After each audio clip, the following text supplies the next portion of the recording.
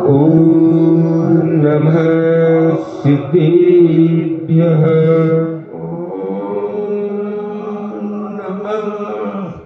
सिद्धेभ्यः। ॐ नमः सिद्धेभ्यः। नमो अरिहन्ताणम्। नमो अरिहन्ताणम्। नमो सिद्धाणम्। नमो सिद्धाणम्। नमो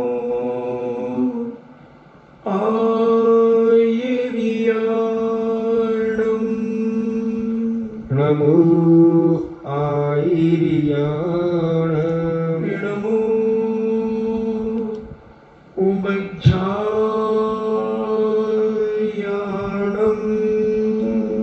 नमो वज्रायाणम्। नमो लोये सव्यसाहूणम्।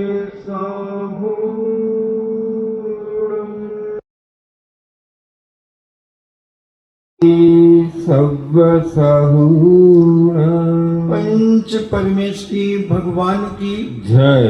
अहिंसा में वीतराग विश्व धर्म की जय। देवादिदेव 1008 श्री आदिनाथ भगवान की जय। देवादिदेव 1008 चिंतामणि घोर उपसर्ग विजेता श्री पार्श्वनाथ भगवान की जय। देवादिदेव 1008 शासन नायक बाल ब्रह्मचारी भगवान महावीर स्वामी की जय। परम पूजनीय आचार्य श्रोमणि गुरुवर श्री कुंद कुंद महामुनिराज की जय। परम पूजनीय आचार्य श्रोमणि गुरुवर श्री विद्यासागर जी महामुनिराज की जय। परम पूजनीय निर्यापक श्रवण मुनि श्री सुधा सागर जी महाराज की जय। परम पूजनीय 3,9 करोड़ महामुनिराजों की जय। तपोदय अतिशय क्षेत्र की जय। परम पूज्य खिलक श्री गंभीर सागर जी महाराज की जय। स्वामी महाराज जी। चर्चा चल रही है परिक्रम के 5 भेदों की, और इन 5 भेदों के बारे में कल अपन ने जो परिक्रम के 5 भेद कहे थे, चंद्र प्रज्ञप्ति, सूर्य प्रज्ञप्ति, जम्बूद्वीप प्रज्ञप्ति, दीप सागर प्रज्ञप्ति और व्याख्या प्रज्ञप्ति। तो कल हमने कहा था कि हम आपसे कल चर्चा करेंगे कि सूर्य चंद्रमा ये चलते हैं। वैसे तो सारे तारे चलते हैं, सारे ग्रह नक्षत्र आदि जो भी हैं ये सभी चलते हैं। केवल एक चंद्रमा के साथ में जो 18 ध्रुव तारे कहे गए, लौकिक जनता की दृष्टि में मात्र एक ध्रुव तारा माना जाता है, मगर जैन दर्शन ने 18 ध्रुव तारे माने हैं। और ये ज्योतिष मंडल जो है ये पृथ्वी लोक से, चित्रा पृथ्वी से 790 योजन की ऊंचाई पर तारे स्टार्ट होते हैं, जितने ये तुम्हें तारे दिखते हैं। और इन तारों की संख्या कितनी है? 66,975 कोड़ा कोड़ी। एक चंद्रमा के साथ में इतने तारे होते हैं, और ये 110 योजन की ऊंचाई में पूरे ऊर्ध्वलोक में फैले हुए हैं। तो सबसे स्टार्टिंग जो होती है 190 योजन से, और एक योजन जो माना जाता है महायोजन, वह 4000 मील का माना जाता है। तो 31,60,000 मील ऊपर ये तारे स्टार्ट हो गए। फिर इसके बाद में ये तारे 790 योजन से है, फिर उसके 10 योजन ऊपर कल हमने आपसे कहा था सूर्य विमान है, फिर उससे 80 योजन ऊपर चंद्रमा का विमान है, और ये चंद्रमा का विमान के बाद 3 योजन ऊपर नक्षत्र हैं, फिर उसके 3 योजन ऊपर बुध का विमान है, फिर 3 योजन ऊपर शुक्र का विमान है, फिर 3 योजन ऊपर बृहस्पति का विमान है, और बृहस्पति से 4 योजन ऊपर मंगल है, और मंगल से 4 योजन ऊपर शनि ग्रह भ्रमण करता है। इस प्रकार यह संपूर्ण ज्योतिष मंडल नवस्थल से 110 योजन प्रमाण ज्योतिष मंडल की पेटी है, और इसमें पूरा ज्योतिष मंडल भ्रमण करता है। सुमेरु पर्वत से 1121 योजन के गैप से, जैसे ये पिलर है और ये मान लो सुमेरु पर्वत है, तो 1121 योजन की दूरी से चारों तरफ इसके चक्कर लगाते हैं। जैन दर्शन के अनुसार सूर्य पृथ्वी का चक्कर लगाता है। वैष्णव मेडिकल साइंस और आपका जो भूगोल साइंस है वो कहता है कि पृथ्वी सूर्य का चक्कर लगाती है। तो ये जैन दर्शन के ऊपर आप श्रद्धा रखें। स्कूल में बच्चों को जो पढ़ाया जा रहा वही पढ़ने दें, मगर जैन दर्शन की अकांठ श्रद्धा रखें कि पृथ्वी चक्कर नहीं लगा रही है, पृथ्वी के चक्कर सूर्य चंद्रमा आदि लगा रहे हैं। ऐसा अपना विश्वास दृढ़ श्रद्धान बना करके रखें। तो ये सारा का सारा ये आपको जो बताया गया, और भी जो अगम्य क्षेत्र माने जाते हैं, जो सुमेरु पर्वत से 1121 योजन छोड़कर गमन करते हैं, फिर ज्योतिष देवों के संचार से रहित कुछ 2.5 दीप के बाद जो ज्योतिष मंडल है वो संचारित नहीं होता, वो चलता नहीं है, वो अवस्थित है, स्थित है वो एक जगह पर। तो वो सुमेरु पर्वत के दोनों पार्श्वभागों का प्रमाण इसका 1121 तो 2 हो गए दोनों तरफ के, तो 2242 योजन हो जाता है। तो भूमि पर सुमेरु पर्वत का विस्तार जो है वो 10,000 योजन है। इन दोनों को जोड़ने पर 12,242 योजन उसका अंतर हो जाता है। तो ज्योतिषी देवों की गमन जो चलते हैं उनकी क्या विशेषता है? तो जम्बूद्वीप, लवण समुद्र, धातकी खंड, कालोदधी समुद्र, अर्धपुष्कर, ये 2.5 द्वीप कहलाते हैं। जम्बूद्वीप, फिर उसके बाद समुद्र लवण समुद्र, फिर धातकी खंड द्वीप, फिर कालोदधी समुद्र, और फिर अर्धपुष्कर पुष्कर, ऐसे इनको मिला करके 2.5 द्वीप है।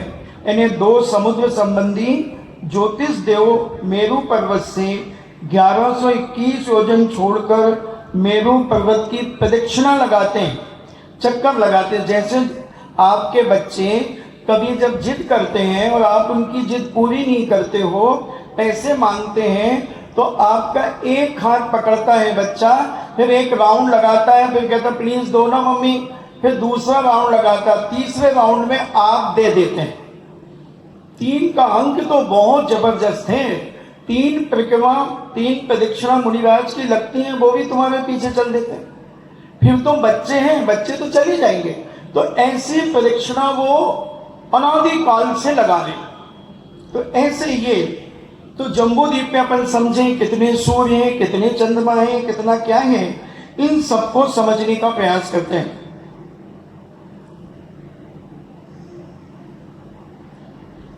मनुष्य लोक के ज्योतिष देवों का प्रमाण, जो अपन ये मनुष्य लोक है, अपन को ये दिख रहा है। तो जम्बूद्वीप में 2 चंद्रमा हैं, 2 सूर्य हैं, और 176 ग्रह हैं, और 56 नक्षत्र हैं, क्योंकि एक चंद्रमा के साथ 28 नक्षत्र हैं और 88 ग्रह हैं। तो इनको डबल कर दें। और जो अस्थिर, जो चलते हुए तारे हैं, तो जो हमने बताया 66,975 कोड़ा कोड़ी को डबल कर दो, तो ये हो जाते हैं 13 करोड़ 39 लाख 50 कोड़ा कोड़ी। और स्थिर जो ध्रुव तारे हैं वो 36 हो जाते हैं। ऐसे लवण समुद्र में 4 सूर्य और 4 चंद्रमा हैं, इससे डबल उनको कर दो, ग्रहों को कर दो, 176 से डबल कर दिया 352 हो जाते हैं। और नक्षत्र जो 56 थे दो सूर्य चंद्रमा के साथ में, तो वो 112 हो जाते हैं। फिर इसके बाद ये कोड़ा कोड़ी 26 करोड़ 69 लाख कोड़ा कोड़ी, फिर 139 ध्रुव तारे हो जाते हैं। धात के खंड में 12 चंद्रमा, 12 सूर्य, 1056 ग्रह, 336 नक्षत्र और 80 करोड़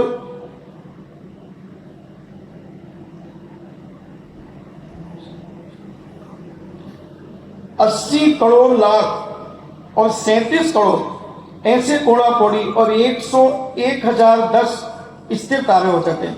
फिर कालो नदी समुद्र में 42 चंद्रमा और 42 सूर्य हैं, तो ऐसे इनकी भी डबल डबल संख्या होती चली जाती है। पुष्कर द्वीप में 72 सूर्य और 72 चंद्रमा है, तो इनकी डबल डबल ग्रह नक्षत्रों की संख्या भी आप डबल डबल कर लेंगे, तो ये सारा का सारा पूरा ज्योतिष मंडल जो है पूरे 2.5 द्वीप के अंदर, वही दुनिया का साइंस, आजकल आपके साइंस ने भी मानना शुरू कर दिया है कि 2 सूर्य 2 चंद्रमा हैं। धीरे धीरे आएंगे, इस जन्म में ना सही पर भव में। जैन दर्शन की बात तो कभी झूठी होती ही नहीं, उनको मानना ही पड़ेगा, चाहे कितने भी यंत्र बना लें, कितना भी कुछ कर लें, कितनी भी खोज कर लें, इनको जैन दर्शन के नीचे आना ही पड़ेगा। तो ऐसा ये अब राहु केतु विमानों का क्या स्वरूप है, राहु केतु कैसे होते हैं, तो जिस प्रकार एक गोले के 2 खंड कर दिए जाते हैं, जैसे नींबू है तो नींबू के 2 पीस कर दीजिए आप बीच में से आड़े, उनके ऊर्ध्वमुख रखा जाए, जो जिसमें से रस निकल रहा है उसको ऐसे ऊपर रख दिया जाए और जो गोलाई वाला है वो नीचे रख दिया जाए, और चौड़ाई का भाग ऊपर और गोलाई का सकरा नीचे रहता है। उसी प्रकार ऊर्ध्वमुख अर्धगोले के सादृश्य ज्योतिष देवों के विमान होते हैं। तो जो विमान है तो ऊपर तो समतल है और नीचे गोलाई है, क्योंकि समतल जगह पे ही विमान बनेंगे, गोलाई में विमान नहीं बन पाएंगे, इसलिए तो ऐसे विमानों को नीचे से गोल भागी दूसरा दृश्य ज्योतिष देवों के विमान पृथ्वी काय के होते हैं, यानी पृथ्वी कायिक के होते हैं। राहु का विमान चंद्र विमान के नीचे और केतु का विमान सूर्य विमान के नीचे गमन करता है। प्रत्येक 6 माह में पर्व के अंत में अर्थात पूर्णिमा या अमावस्या के अंत में राहु चंद्रमा को और केतु सूर्य को ढक लेता है, इन्हें आच्छादित करता है। इसी प्रकार ये ग्रहण पड़ते हैं, ग्रहण कोई हवा नहीं है, उसके पीछे चंद्रमा के नीचे राहु चलता है, तो राहु की स्पीड उससे ज्यादा है, वो धीरे धीरे उसको चल के पूरा ढक लेता है, तो अमावस्या भी आ जाती है और ग्रहण भी पड़ जाते हैं। और केतु जो सूर्य के नीचे चलता है वो उसको ढक लेता है। तो चंद्रमा की किरणें हमने कल कहा था 12,000 प्रमाण है, जो बड़ी ठंडी है, और सूर्य की किरणें 12,000 है, जो बहुत उष्ण है, बहुत गर्म है, मगर सूर्य अंदर बहुत ठंडा है। जैसे एसी कमरा ठंडा होता है, ऐसा ही सूर्य अंदर से ठंडा है। जैसे बाहर तो गर्माहट रहती है और एसी कमरा कितना चिल्ड, जब हम 16 कितने नंबर पे चलाते हैं, 16 और बढ़ता है अंतिम 16, तो 16 पर गनगना देते हैं हम, और 2 घंटे बाद मम्मी कंबल ठंड लग रही, तो फिर मम्मी को एसी बंद करना पड़ता है। तो ऐसे सूर्य अंदर से ठंडा है, इनकी किरणें भी 12,000 है, किंतु शुक्र की किरणें 2,500 है, वे तीव्र और प्रकाश से उज्जवल है। ज्योतिष देवों की किरणें मंद मंद प्रकाश वाली हैं। जो ये तारे हैं इनकी प्रकाश कम होता चला जाता है।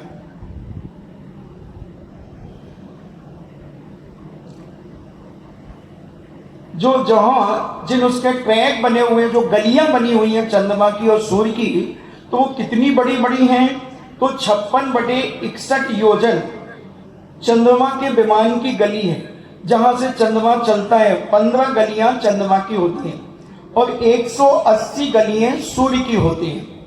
तो कितने मील हो गया? अगर मीलों में अपन देखें तो 3,672 सही 8/61 मील की गली है।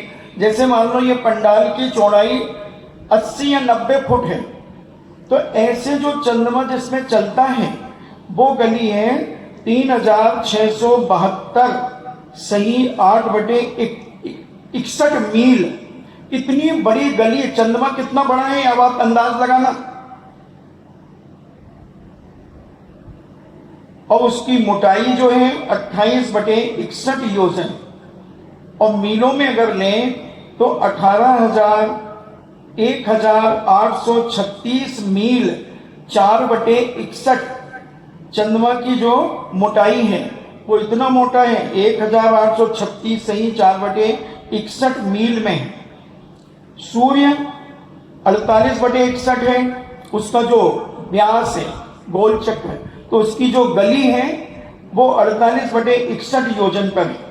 3,147 सही 33/61 मील उसकी ट्रैक है, गली है, जिसमें से सूर्य घूमता है, सूर्य चलता है। ऐसे उसकी गलियां हैं। शुक्र की भी एक कोस की गली है, यानी 1000 मील की उसकी गली है। और गुरु जो है वो कुछ कम 1 कोस, बुध जो है वो आधा कोस, और मंगल जो है वो आधा कोस, शनि जो है वो भी आधा कोस। ताराओं का जघन जो तारे हैं वो 1/4 कोस हैं। ताराओं का जो मध्यम व्यास है वो 1/2 भी है और 3/4 भी है। ताराओं का उत्कृष्ट सबसे बड़ा तारा कौन है? 1 कोस का।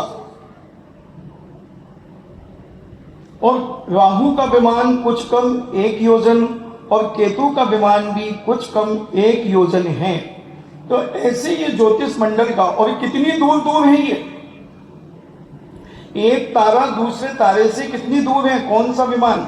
तो पुष्कर द्वीप के बाह्य भाग के प्रथम वलय में 144 चंद्रमा और 144 सूर्य हैं, तथा द्वितीयादि वलय में प्रथमादि वलय से 4 की वृद्धि को लिए होते हैं।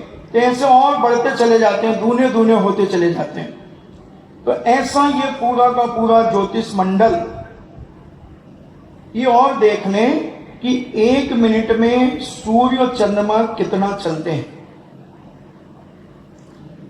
ज्योतिष देवों में चंद्रमा का सबसे धीरे चंद्रमा चलता है, फिर उससे थोड़ा तेज सूर्य और चंद्रमा।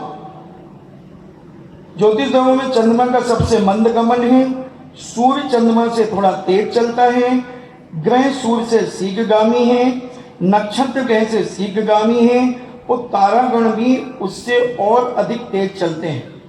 तो चंद्रमा 1 मिनट में 4,22,797 सही 31/1647 मील चलता है 1 मिनट में चंद्रमा। अब बोलो इनका रॉकेट उस चंद्रमा को कैसे पकड़ेगा? इनका रॉकेट ज्यादा से ज्यादा 1100 किलोमीटर चलता है, और ये मील है 4,22,797 सही 31/1647 मील 1 मिनट में चंद्रमा चलता है।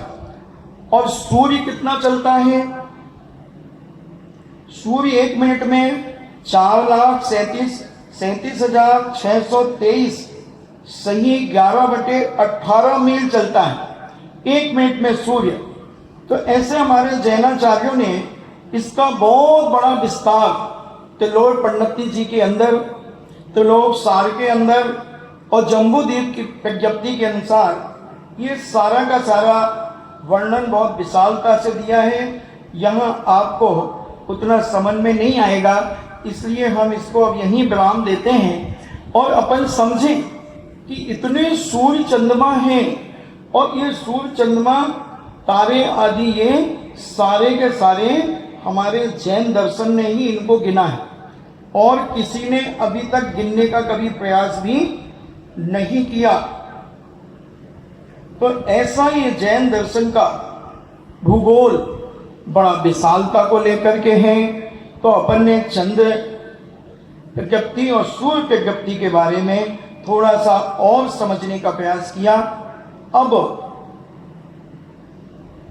जम्बूद्वीप प्रज्ञप्ति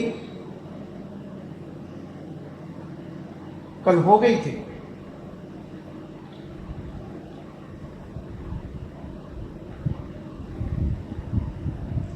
कल 2 प्रज्ञप्ति हुई थी, 3, सूर्य और चंद्रमा। तीसरी नहीं हुई थी ना? क्यों? अरे तुमने सुना नहीं है? जम्बूद्वीप प्रज्ञप्ति ये हो गई थी, जम्बूद्वीप हो गई थी। अब दीप सागर प्रज्ञप्ति का कथन करते हैं। तो दीप सागर प्रज्ञप्ति में 2.5 उद्धार सागर प्रमाण दीप समुद्रों का वर्णन है। और सागर कितना विशाल होता है? बहुत विशाल। पहले हम प्रवचनों में बता चुके हैं कि 2000 धनुष गहरा गड्ढा खोदिए, उतना ही चौड़ा खोदिए, और उसमें एक दिन से 7 दिन के भेड़ के, उत्तम भोग भूमि के भेड़ के बाल कैंची से इतना टुकड़ा कीजिए कि उसका टुकड़ा दूसरा ना हो सके, और उसको उस गड्ढे में भर दीजिए और पूरा टाइट भर दीजिए, रोलर चला दीजिए उसके ऊपर। फिर 100 साल में एक बाल निकालिए। जब वो जितने समय में वो गड्ढा खाली हो जाए तो उसको एक व्यवहार पल्ल कहते हैं। तो ऐसे इसकी बहुत बड़ी संख्या है। फिर व्यवहार पल्ल, फिर उद्धार पल्ल, फिर अद्धा पल्ल, और 10 कोड़ा कोड़ी अद्धा पल्लों का एक सागर होता है। तो ऐसे ये 2.5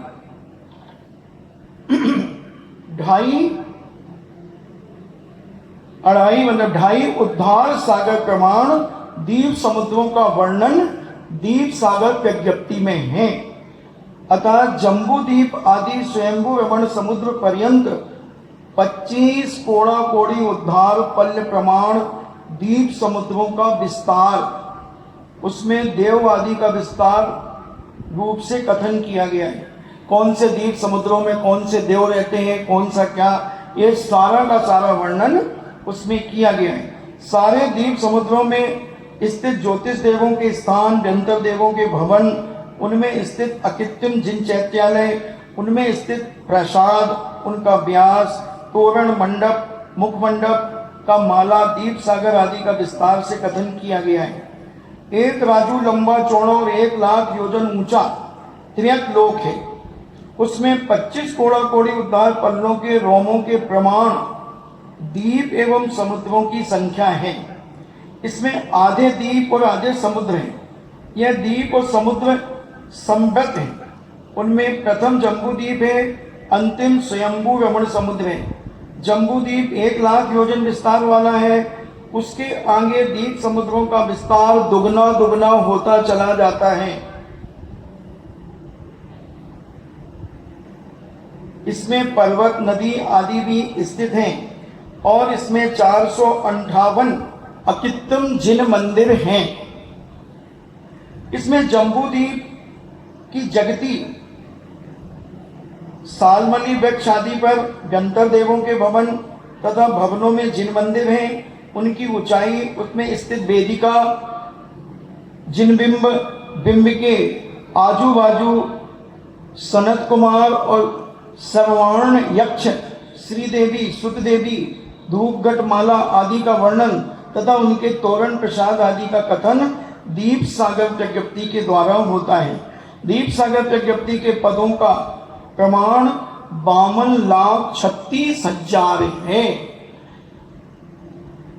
व्याख्या प्रज्ञप्ति क्या है उसको बताते हैं। व्याख्या प्रज्ञप्ति परिक्रम के पदों का प्रमाण 84,36,000 है। और यह व्याख्या प्रज्ञप्ति नामक परिक्रम 84,36,000 पदों के द्वारा रूपी अरूपी जीव अजीव द्रव्यों के समूह तथा भव्य अभव्य जीवों के भेद, कौन जीव भव्य है कौन अभव्य है, इसका भी वर्णन करती है। ये व्याख्या प्रज्ञप्ति। अभव्य कौन है, ऐसे जीवों का भेद, परिमाण, लक्षण आदि का और अनंत सिद्ध परंपरा, सिद्ध स्थान प्राप्त, सिद्ध कहां से कौन से भगवान सिद्ध हुए, कौन से क्या हुआ, उनका बड़ा विस्तार पूर्ण वर्णन व्याख्या प्रज्ञप्ति में किया जाता है। दृष्टिवाद अंग का कथन परिक्रम का पूर्ण हुआ। अब दृष्टिवाद अंग का जो सूत्र नाम का अधिकार है उसको कहते हैं तो 88 लाख पदों द्वारा मिथ्या दृष्टियों के बाद में जीव अवंदक ही है। ऐसे जो मिथ्या दृष्टि जीव हैं वो कहते हैं कि जीव कभी बंध को प्राप्त नहीं होता, वो अवंदक है। मगर जैनाचार्य कहते हैं कि वो कहते हैं वो निर्गुण ही है, वह निश्चय से बंधक बंधा हुआ ही है, अकर्ता ही है, अभोक्ता ही है, स्व प्रकाश ही है, नित्य ही है, पर को प्रकाश करने वाला ही है। जीव अस्थि रूप है, वह नास्ति रूप है इत्यादि रूप से क्रियावादी, अक्रिया, ज्ञानवादी और विनयवादी ये पाखंडों का विस्तार पूर्वक वर्णन करता है।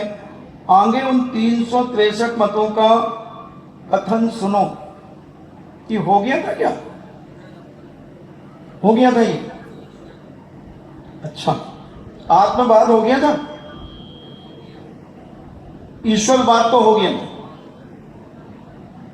आत्मवाद, संसार में एक ही महान आत्मा है, वही पुरुष है, वही देव है और वही सब में व्यापक है।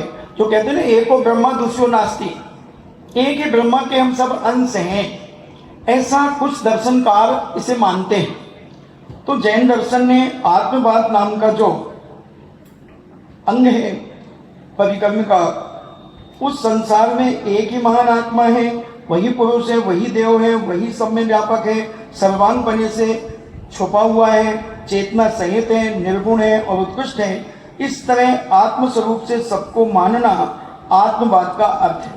नियतिवाद, जो जिस समय जैसे जिसका नियम जैसा होगा वैसा ही होगा, उस समय उससे तैसे ही होगा, ऐसा नियम से ही सब वस्तुओं को मानता है, वह नियतिवाद कहलाता है। स्वभाववाद, कांटे को आदि लेकर जो तीक्ष्ण चुभने वाली वस्तु है उसके तीक्ष्णपना कौन करता है, और नर मृग तथा पक्षी आदियों के अनेक तरहपना जो पाया जाता है उसे कौन करता है, ऐसा प्रश्न होने पर यही उत्तर मिलता है कि सब में स्वभाव ही है। ऐसे सबको कारण के बिना स्वभाव से ही मानना स्वभाववाद का अर्थ है। इस प्रकार काल आदि की अपेक्षा एकांत पक्ष के ग्रहण कर लेने से क्रियावाद होता है।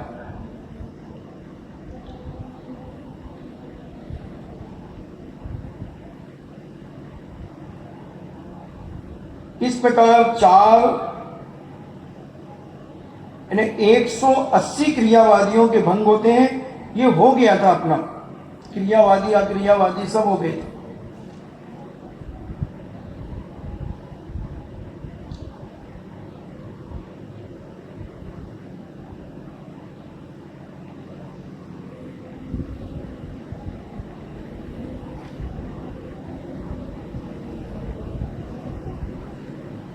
दृष्टिवाद समाप्त हो गया।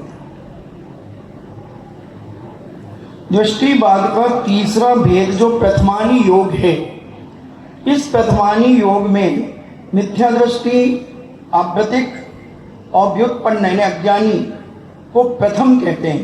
यानी जो मिथ्या दृष्टि है, अव्रति है और अज्ञानी है उनको प्रथम कहते हैं, और अधिकार को अनुयोग कहते हैं। तो मिथ्या दृष्टि, आव्रतिक और अज्ञानी रूप प्रतिपाद का आश्रय लेकर जो अनुयोग प्रवृत्त होता है उसको प्रथमानी योग कहते हैं। इस परिक्रम में विषयवादी 124 तीर्थंकरों के भरत क्षेत्र के सतखंड को जीतने वाले भरत चक्रवर्ती आदि 12 चक्रवर्तियों के, रामचंद्र जी आदि 9 बलभद्रों के, कृष्ण आदि 9 नारायणों के और प्रति नारायण, शत्रुघ्न, जरासंध प्रति शत्रु जो हैं रावण आदि, जरासंध आदि, ये प्रति नारायण है, इनके जीवन का कथन और चतुर्विंशति तीर्थंकर के माता पिता, उनके नगर, उनका चिन्ह, भाव आदि का अधिकार, ये 5000 पदों में 24 तीर्थंकर, 9 नारायण, 9 बलभद्र और 12 चक्रवर्ती, इनका सबका वर्णन प्रतिवादी योग में होता है। 24 कामदेव, 169 महापुरुष, इन सबका वर्णन जिनमें होता है। कहाँ से जीव आएगा, कहाँ जाएगा, ऐसे 63 चला का महापुरुषों का कथन प्रतिवादी योग में होता है। अब तत्मानी योग का कथन समाप्त हुआ। अब इसके बाद कहते हैं उत्पाद पूर्व का वर्णन, जो पूर्वांग था उसका वर्णन करते हैं। अब दृष्टिवाद अंग का चतुर्थ भेद जो 14 पूर्व रूप है, उसमें प्रथम उत्पाद पूर्व का वर्णन करते हैं। इस लोक में तीर्थंकर ने तीर्थ प्रवर्तन काल में सकल सुध के अर्थ की अवगाहना करने में समर्थ गणधरों का उद्देश्य लेकर पूर्वगत सूत्रार्थ का कथन किया है, वह पूर्व कहलाता है। यानी तीर्थंकरों के तीर्थ प्रवर्तन काल में 24 तीर्थंकर ने कितने समय कहाँ कौन सा तीर्थ प्रवर्तन किया, उस सब का वर्णन इसमें है। उनकी अवगाहना, कितने ऊंचे थे, कहाँ से मोक्ष गए, किनको क्या उपसर्ग हुआ आदि, ये सारा का सारा वर्णन उत्पाद पूर्व में किया गया है।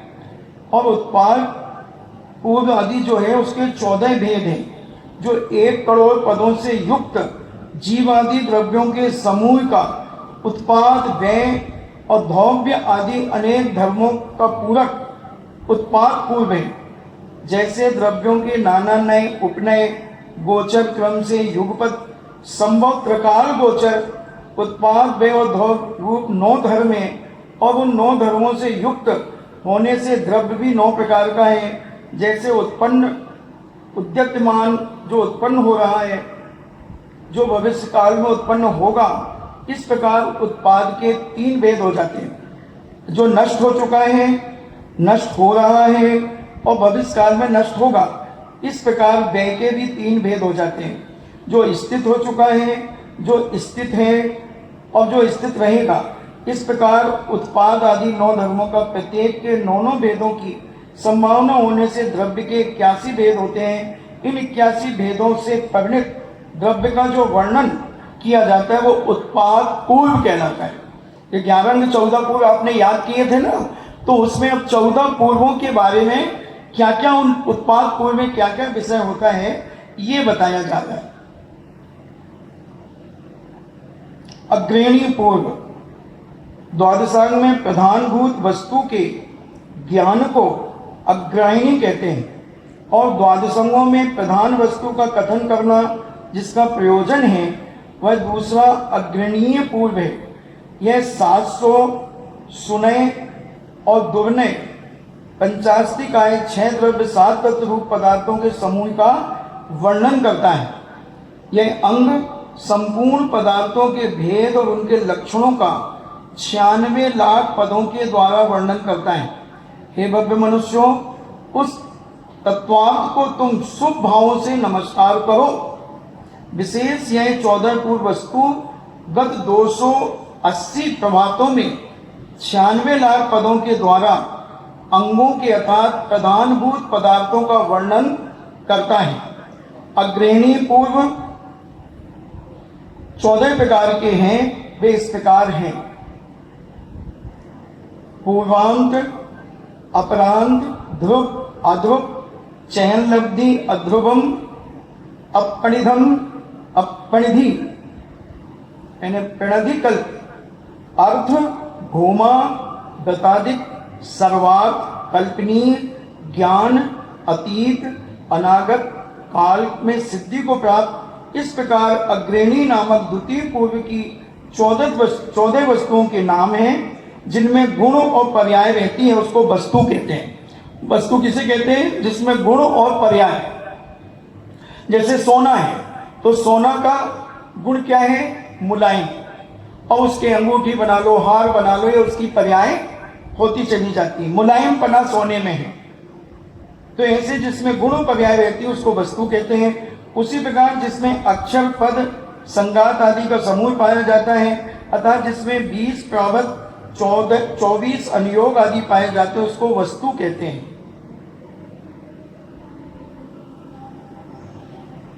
इसका बहुत विस्तार से वर्णन दिया हुआ है, उसको अभी हम गौण करते हैं।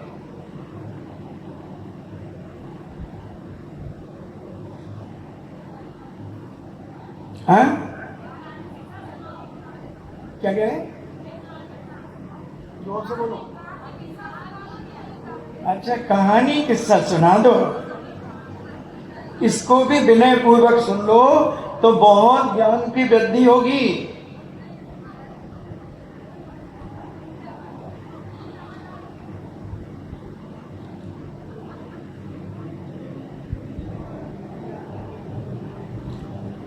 हम वीर्यानुवाद को कहते हैं कि वीर्यानुवाद क्या है? जीवादि पदार्थों के वीर यानी शक्ति सामर्थ्य का अनुवाद, अनुवर्णन जिसमें होता है उसको वीर्यानुवाद कहते हैं। हे भव्य जीवों, उन वीर्यानुवाद को तुम नमस्कार करो जो अनेक अनेक प्रकार से साधना करते हैं। मुनिराज अनेक प्रकार की आसनें लगा करके, भीषण गर्मी में अभी कितने मुनिराज होंगे जो विदेश क्षेत्र के अंदर ऐसी भयंकर तपती हुई दोपहरी में क्या 4 महीने सूरज की तरफ मुख करके और ध्यान में बैठे होंगे। जैसे जैसे सूरज घूमता जाता है वैसे वैसे उनका मुख घूमता जाता है। पेट और पीठ जिनकी चिपक गई है और इतनी तप्त हो गया है शरीर कि जैसे गर्म तवे के ऊपर एक बूंद डालो तो छुन्न बोल करके सूख जाती है, ऐसे उनके शरीर की स्थिति है। मगर चेहरे का तेज ऐसा चमक रहा है, हजारों लाखों सूर्य भी फीके हैं और शरीर बिल्कुल सूख करके काटा हो गया है। ऐसे 4 महीने उपवास करके अपन तो खाने के बाद, पीने के बाद, एसी कूलर में रहने के बाद भी द्वादशांग वाणी के पदों की संख्या सुनने में कहानी सुना दो महाराज, कहानी सुना दो। कोई बात नहीं समझ में भी आए तो विनय पूर्वक सुनना भी शुद्ध केवलीपना प्राप्त कराता है। ऐसा जैनाचार्यों ने अपने शास्त्रों में लिपिबद्ध किया है। तो ऐसे वीर्यानुवाद, जो भव्य जी वीरानुवाद को नमस्कार करो। यह वीरानुवाद नामक कृति पूर्व आत्मवीर, परवीर, उभयवीर, क्षेत्रवीर, कालवीर, भाववीर, तपवीर, द्रव्यवीर, गुणवीर, पर्यायवीर और विद्यावीर आदि सब वीरों का 70 लाख पदों के द्वारा वर्णन किया गया है। शॉर्ट में कर देते हैं। अस्ति नास्ति प्रवाद पूर्व का कथन।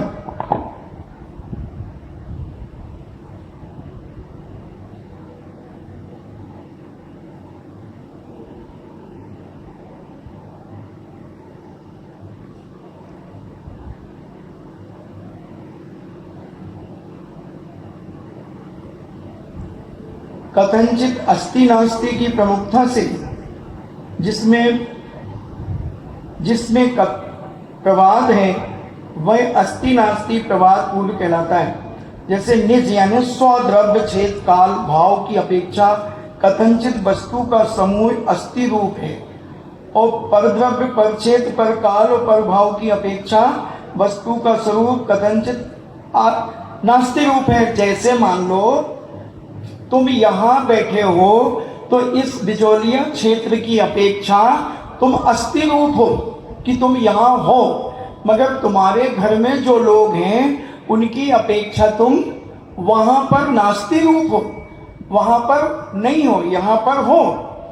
तो स्व की अपेक्षा यहाँ हो और पर की अपेक्षा वहां पर नहीं हो। इसको अस्ति कहते हैं और उसको नास्ति कहते हैं।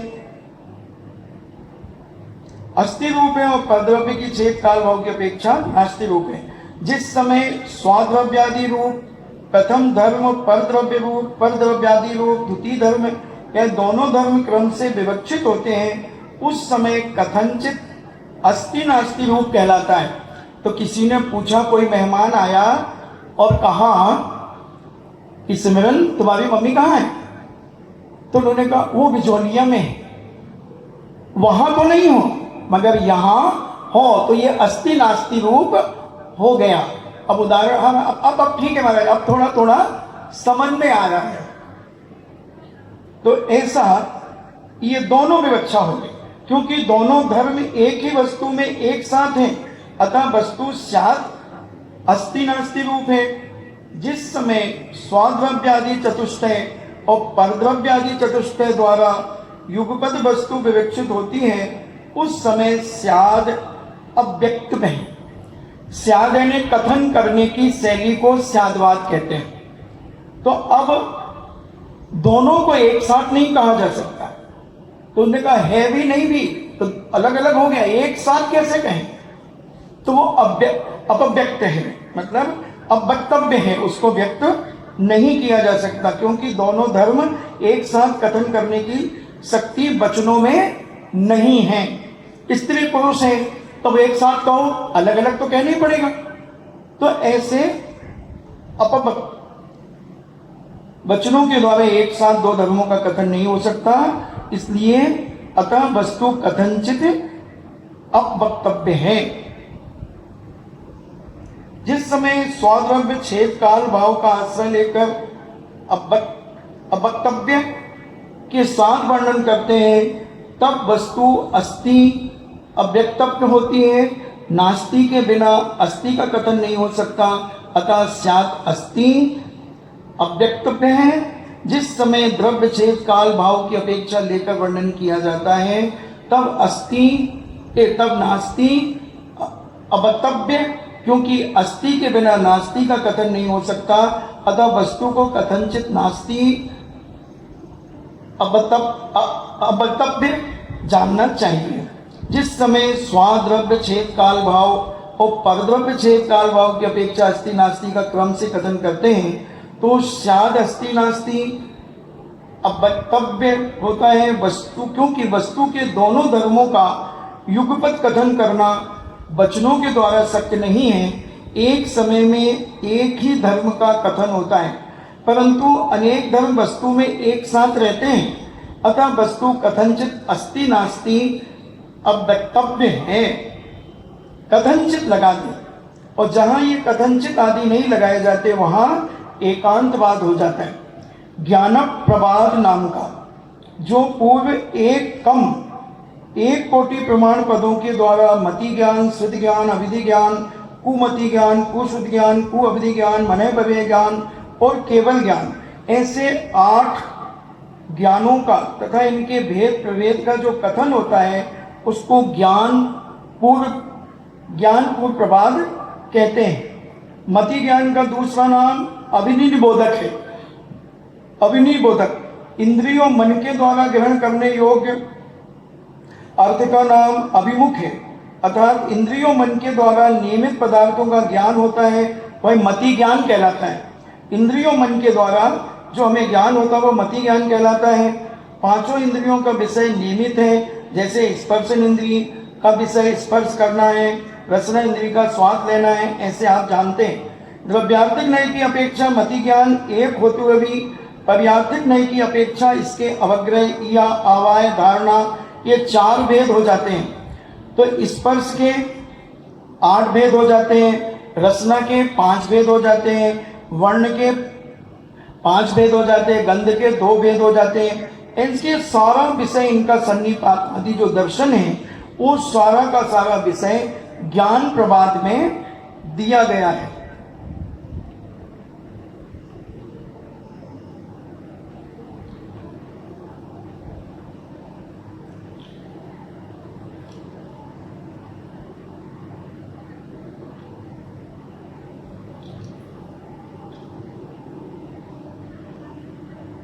सत्य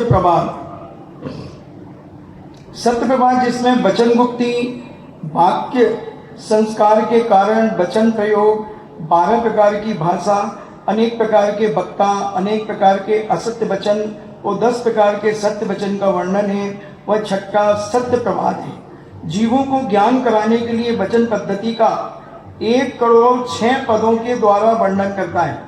ये मेरे सत्य प्रवाद का कथन किया गया।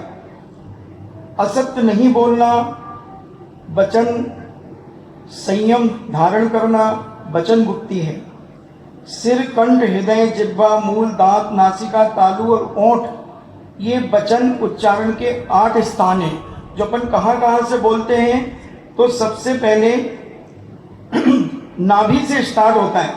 तो सिर, कंठ, हृदय, जिह्वा, मूल, दांत, नासिका, तालु और ओंठ, ये वचन उच्चारण के 8 स्थान हैं। अक्षरों के उच्चारण के कारण होने से इनका वाक संस्कार कारण कहते हैं। इनमें स्पष्ट, किंचित, स्पष्ट, विभ्रत, अविभ्रत और संविभ्रत, इस रूप वचन उच्चारण करने में 5 प्रयत्न हैं।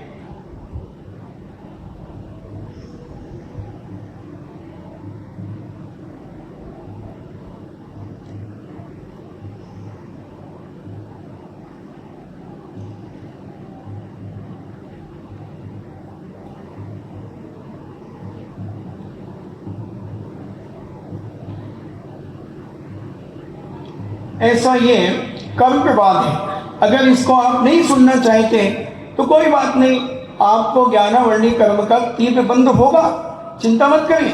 अगर आपको इसको सुन करके हंसी भी आ सकती है कुछ लोगों को कि ये क्या बोल रहे हैं, जो नहीं समझते, जो जैन कुल में जन्म नहीं लिया उनकी बात अलग है, मगर जिन्होंने जिनेंद्र के कुल में जन्म लिया और अगर वो इसका हंसी करते हैं तो महान तीव्र बंध होता है।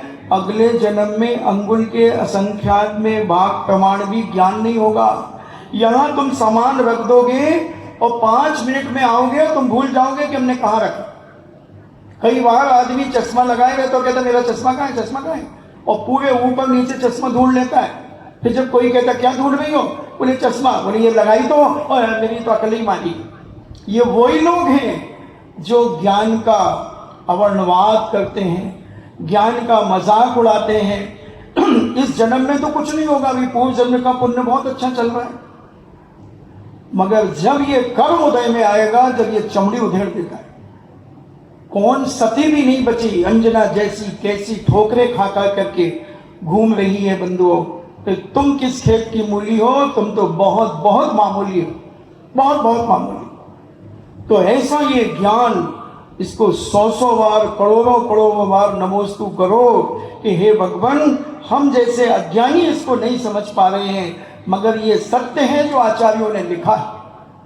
इसमें एक शब्द भी यहाँ वहाँ नहीं है, सारा का सारा एक एक शब्द, अक्षर, मात्रा, बिंदी, सारा का सारा सत्य है। ऐसा सद्भान अपने जीवन में बना के रखना। ऐसा 11 अंग 14 पूर्व को लोग तरसते हैं। आज वही, अभी 27 तारीख को वही सुनाया जाएगा, बताई जाएगी कथा कि कैसे कैसी स्थिति बनी और आज जिनवाणी हमारी कैसी कैसी जलाई गई, कैसे जलाई गई। 1,000 सैनिकों का भोजन बनाया गया जिनवाणी जला करके। विचार करना, इस पंचम काल के अंदर हमारे शास्त्रों से होलियां खेली गई। जैसे जगह जगह होल का दहन होता है, ऐसे हमारे शास्त्रों को जलाया गया। ऐसी आताताई सत्ताएं आकर के उपस्थित हो गई जिन्होंने जैन दर्शन के विरोध में हमारे साहित्य को जलाया। तुम्हें क्या कीमत है अभी ज्ञान की? तुम तो मात्र रोटी कपड़ा और मकान में अपनी जिंदगी में आनंद मना रहे हो। जब कभी थोड़ा सा पुण्य जागेगा और फिर जब तुम देखोगे कि दूसरा इतना पढ़ रहा, इतना विद्वान है और मैं भोंदू चंदू, उस समय रोगे, उस समय फीलिंग करोगे। बहुत मुश्किल है। पढ़ाने वाले, सुनाने वाले मिलते कहाँ हैं? मिलते कहाँ हैं?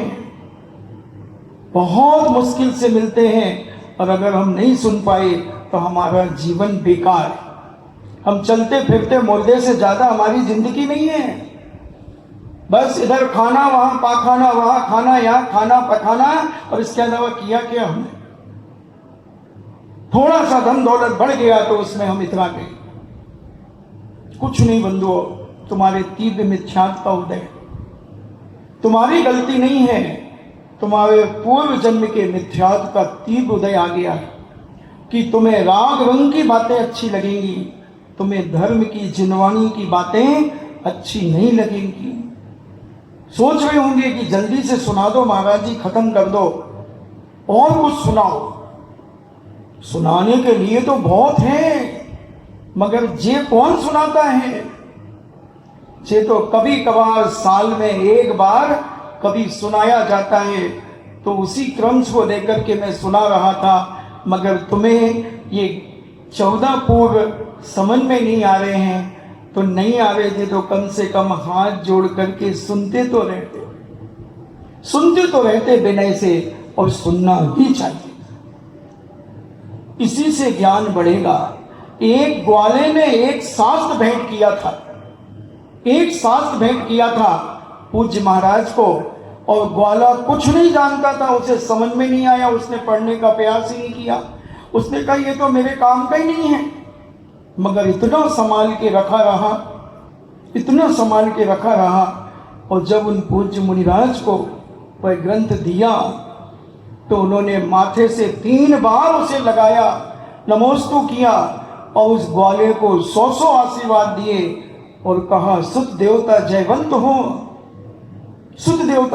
हो, और तू शुद्ध केवली बन। तो वो कुंद स्वामी जब बने, बिना पढ़े बिना लिखे 11 साल की उम्र में मुनि बनकर के जिन्होंने 84 पाहुड़ लिख डाले। आज अगर कुंद स्वामी का साहित्य नहीं होता तो आज सारे लोग क्रियाकांडों में लगे होते, साधु लोग भी दुनिया के पाप ग्रस्तियों में लगे होते, सारे अत्याचार और अनीति करते रहते। मगर पूज्य कुंद स्वामी का जो एक आध्यात्मिक साहित्य था, उस साहित्य से सच्चे साधुओं ने उसे पढ़ा और पढ़कर के अपनी जीवन शैली को सुधारा और आज कुंद को जीवित किया। बंधुओं, यही साहित्य ही जैन दर्शन की पूंजी। साहित्य नहीं है तो कुछ नहीं है तुम्हारे पास। क्या है?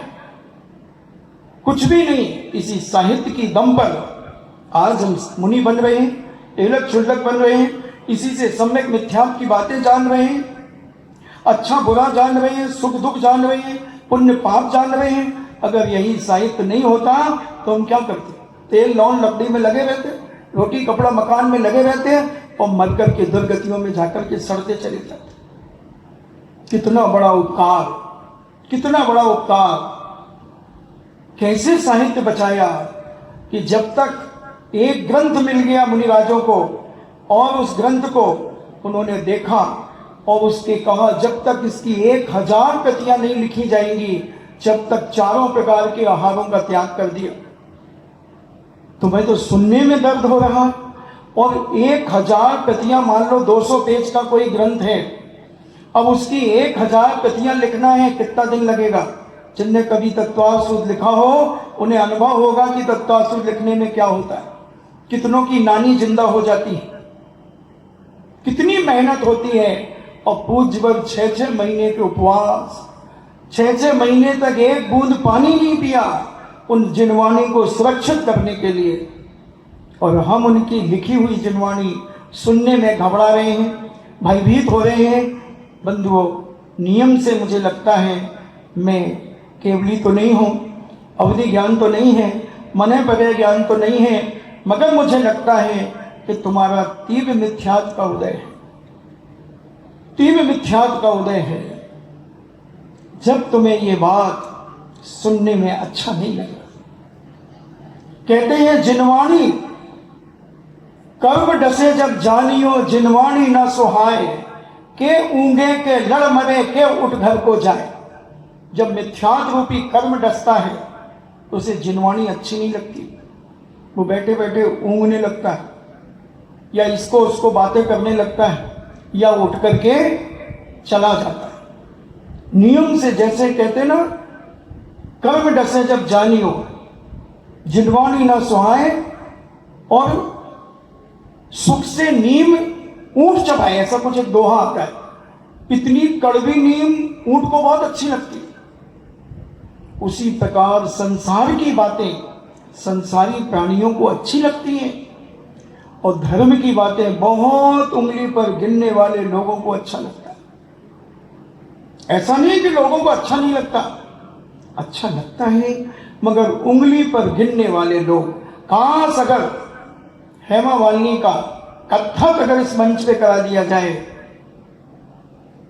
तो एक भी आदमी पंडाल के बाहर नहीं होगा, और टिकट भी रख दिया जाए, 500 रुपए रख दिया जाए, तो 60-70 साल की डुकरिया भी कहेगी कि भैया मारो भी टिकट ले लो, माँ भी देखूं।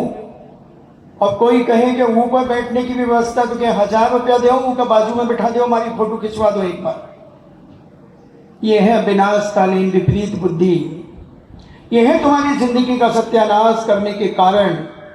इसलिए अभी पुण्य के उदय में हर आदमी बंधुओं बढ़ चढ़ के बातें करता है, और जब यही पुण्य जब पाप में बदल जाता है तब उसकी सारी हेकड़ी, सारी बातें कौन से दिल में छुप जाती हैं, तब वो देखने और सुनने को नहीं मिलती। ऐसी दीनता के चेहरे दिखाते, महाराज जी कोरोना हो गया, महाराज जी बचा लो महाराज जी।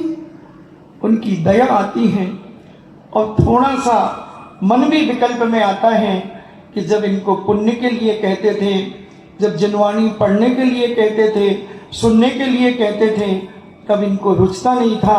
अब इसी की शरण में आकर के झक मार करके नाक रगड़ रहे हैं, नाक रगड़। आपके हृदय में तो सब धर्म कर लेते हैं, ये धर्मात्मा नहीं कहलाते। धर्मात्मा वो कहलाता है जो पुण्य के उदय में सब तरफ से सुख संपन्न हो और जिनेन भगवान की वाणी सुन रहा हो, जिनेन भगवान का अभिषेक पूजन कर रहा हो, अपने सट आवश्यक कर रहा हो, ऐसा व्यक्ति ही धर्मात्मा माना जाता है। और तुम जान लो अपने मन में कितनी मायाचारी, कितना छल कपट से कौन सा काम कर रहे हो, वो तुम सब जानते हो। किसी को कहने की, पूछने की कोई जरूरत नहीं है। एक एक सुबह से शाम तक और शाम से सुबह तक तुम सब अपनी क्रियाओं के बारे में जानते हो कि हमने कितनी एक्टिंग करके बात की है, कितनी मायाचारी करके हमने काम किया है, कितना छल कपट करके हमने धर्म की क्रिया की है, सब तुम्हें मालूम है। इधर तो सीधा कंप्यूटर है, जैसा करते जाओगे टिक लगते जाएंगे, क्रॉस लगता जाएगा, और जब रिजल्ट खुलेगा तो तुम कहोगे हम तो फेल हो गए। तो दूसरा कहेगा कैसे फेल हो गए, तुम तो रोज पूजन भी करते थे, खूब दान भी देते थे, आहार भी करवाते थे, सब कुछ, तो फेल क्यों हो गए? क्या पता। और जहां क्या पता वहीं पर सब लापता, वहीं पर सब लापता हो जाता है। इसलिए कम से कम जिनवाणी की बात बहुत विनय से सुना करो, हाथ जोड़ करके सुना करो। अगर कोई अभी गुंडा बदमाश आ जाए और वो कहे 2 घंटे तक हिलना मत, नहीं तो ये गोली उतार दूंगा तेरे मस्तक पर, हाथ जोड़ करके बैठ जा चुपचाप, और जगह हिला तो समझ ले छलनी कर दूंगा। वो लोग कितने शांति से बैठे रहेंगे।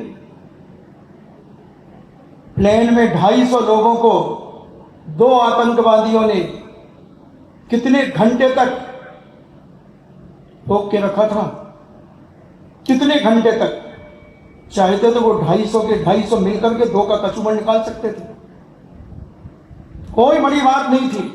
थोड़ी सी डिलीवरी आती और एक साथ उठ करके उनको दबा देते, क्या कर लेते, 10-5 मरते और क्या होता। मगर मौत का भय इतना जबरदस्त होता है, मगर हमें कर्म का भय नहीं है। कर्म से हम नहीं डरते, और जो कर्म से नहीं डरता समझ लेना उसका विनाश निश्चित है। दुनिया से डरो या ना डरो, मगर कर्म से जरूर डरो। कर्म बहुत बड़ा आतंकी कहो, बहुत बड़ा गुंडा कहो, बहुत बड़ा दादा कहो, लादेन भी कुछ नहीं लगते, वीरप्पन कुछ नहीं लगते, छोटा शकील कुछ नहीं लगता, पप्पू यादव कुछ नहीं लगता, कुछ नहीं लगते बंधुओं, बड़े बंडे रामपाल जैसे कुछ नहीं लगते। मगर ये कर्म एक ऐसा है, जब तीर्थंकर जैसे नहीं बचे तो तुम किस खेत की मूली हो।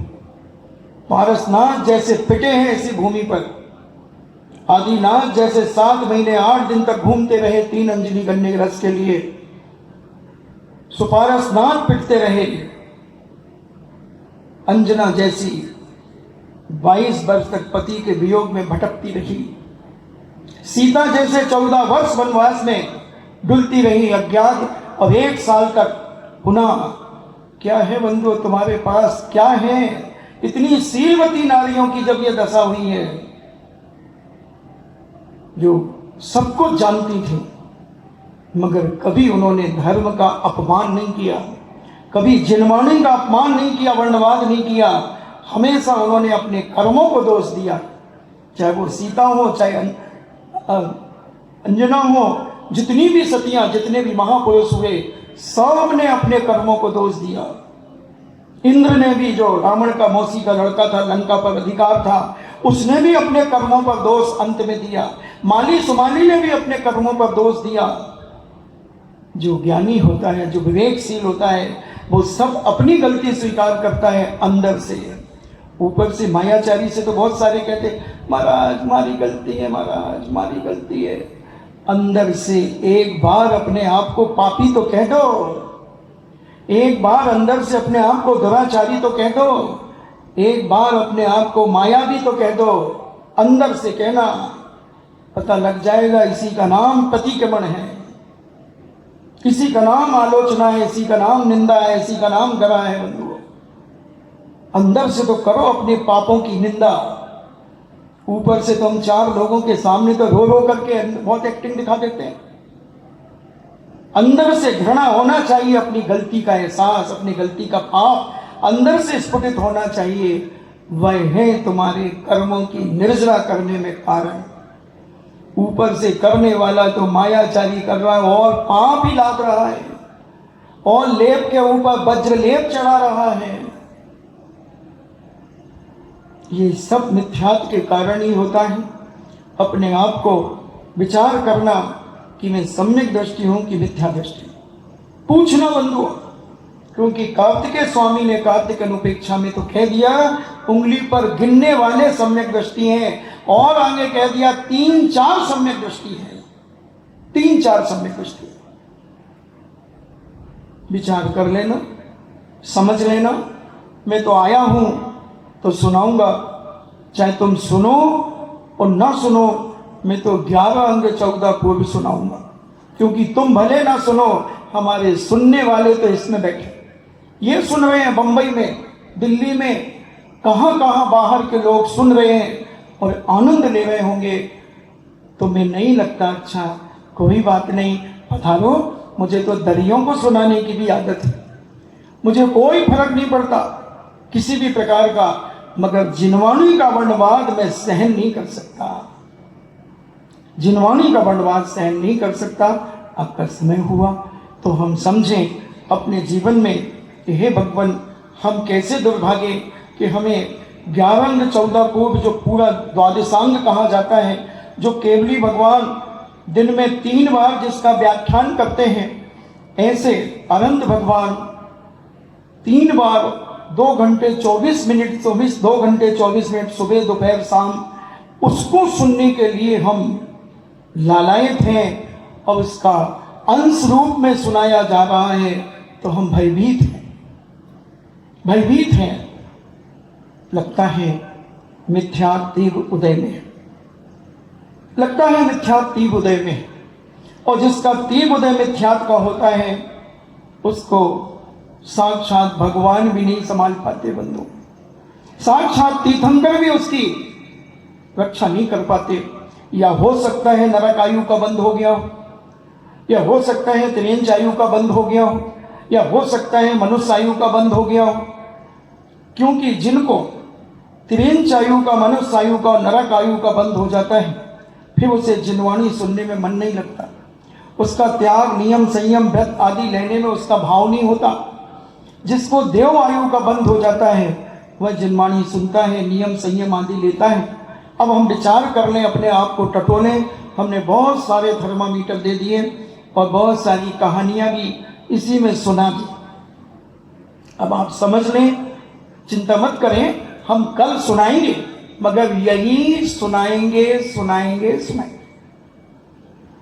क्योंकि हमें तो जिनवाणी का विनय करना है।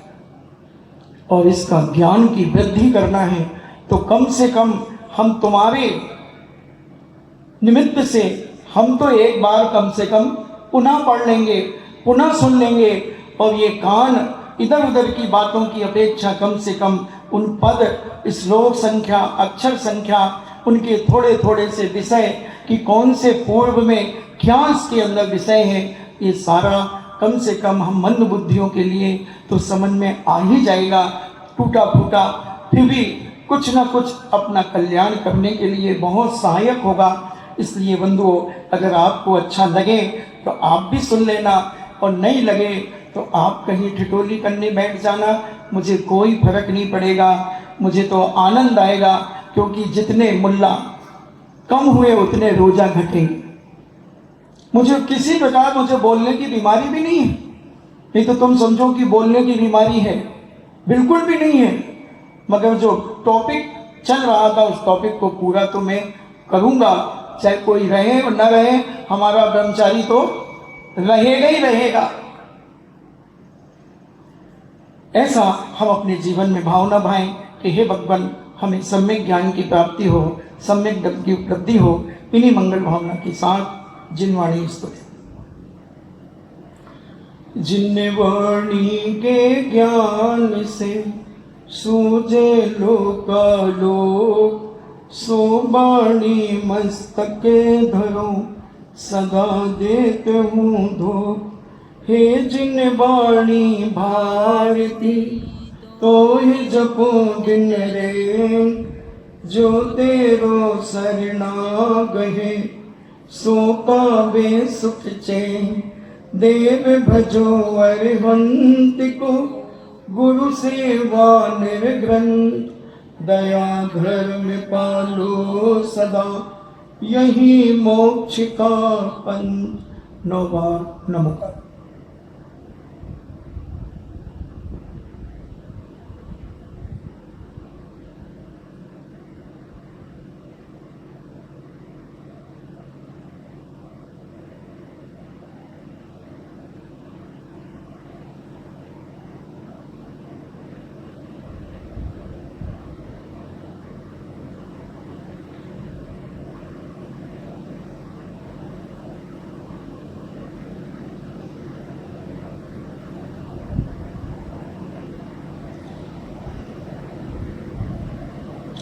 परम पूजनी द्वादशां जिनवाणी माता की। सुत देवता, सुत देवता, सुत देवता। जैनम जेतु शासनम, जैनम जेतु शासनम, जैनम जेतु शासनम।